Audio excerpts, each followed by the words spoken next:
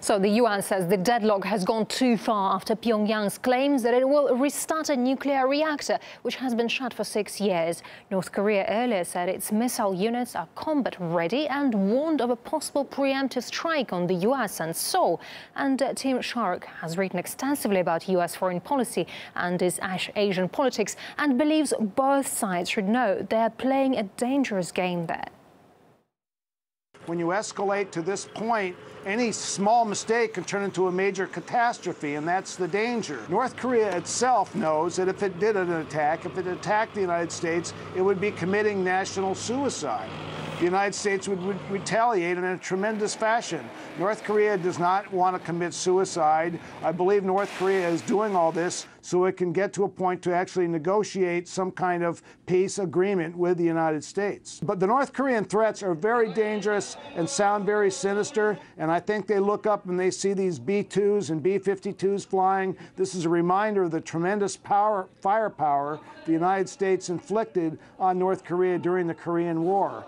And that's a reminder to the North Koreans of the absolute danger of war with the United States. But it also gives their state, Kim Jong-un and his very, very monolithic authoritarian state, another way to yield this, to show the North Korean people that indeed there is a threat. So in some ways, I think by escalating it to this point, the United States is playing right into Kim Jong-un's hands.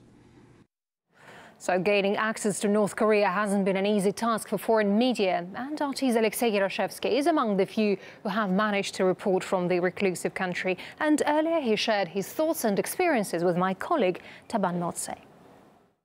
To be honest with you, I haven't had a chance to talk to many ordinary people 6 years ago when I was there in North Korea, but I don't think the situation has changed. I talked to the officials there and I didn't hear a single negative word towards South Korea. I got the feeling that this was more about North Korea versus the West and the US rather than being against the neighbors. And I thought back then, I still stand by this thought, that this conflict between the two Koreas is more about something inspired from abroad rather than being an internal issue between the people of the two Koreas. I mean, they're very close. There used to be one country, there used to be one empire. They are divided politically by the 38th parallel. They're not divided by any other way. What's your impression on North Korea's Kim Jong-un? I mean, people have said he's coming to change things. Is he really going to do that? He's already changing. You know, we saw Google officials in Pyongyang, unthinkable just 5-6 years ago.